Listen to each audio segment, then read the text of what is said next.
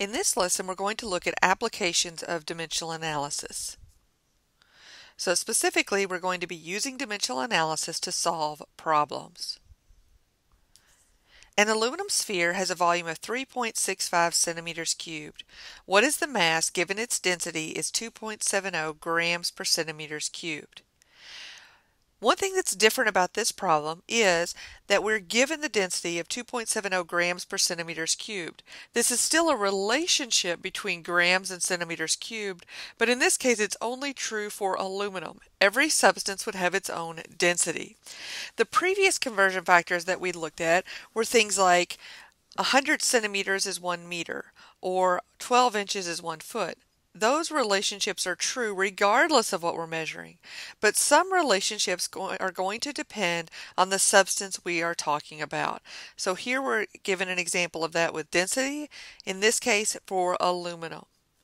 Another thing different about this problem is that we're actually giving two numerical values, and sometimes students struggle with knowing where to start a problem when we're giving two different values in the problem. So the first thing we notice is that the grams per centimeters cubed is a compound unit, but it's written in line with the text because it's easier to type equations or units as writing grams/centimeters cubed. However, I strongly recommend that students actually rewrite these values to show a numerator and denominator more clearly so they can see what's on top and what's on the bottom of the fraction. When you're setting up problems, you're going to be much better off by setting them up as a top-bottom rather than side to side so that it's easier to see what units are canceling out and what units are left. So now we have to figure out where to start our problem. And when we look at centimeters cubed, we see this is a simple unit. It is a single unit associated with a 3.65. In contrast, we have a compound unit with our density because we have grams per centimeters cubed. It includes some sort of relationship between two different units. So what we're going to look at is to start with the simple units. So when you're looking at a problem and you're not sure where to start, identify the simple unit, and that's where you're going to start the setup of your problem. So here we have 3.65 centimeters cubed, and I want to get rid of centimeters cubed and convert to grams. So 2.70 grams per centimeters cubed. The centimeters cubed cancel, and what we end up with is 9.86 grams. Setting these problems up is no different than setting up problems between unit conversions. The difference is that our relationships are going to vary depending on the substance.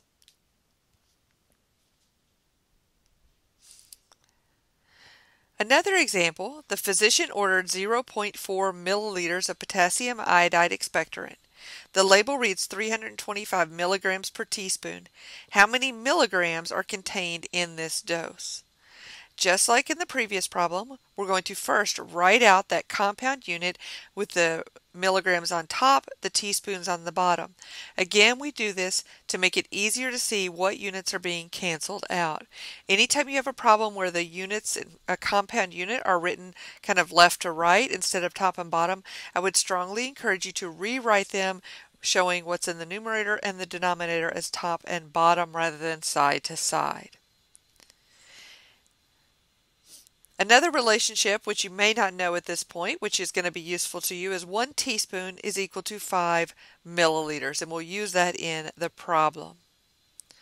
So now we have to figure out where to start our problem. So we see that milliliters is a simple unit, and milligrams per teaspoon is a compound unit. If we have multiple values and you're not sure where to start, always start with the simple unit. You may have multiple relationships in the problem, but we always want to start with the simplest unit.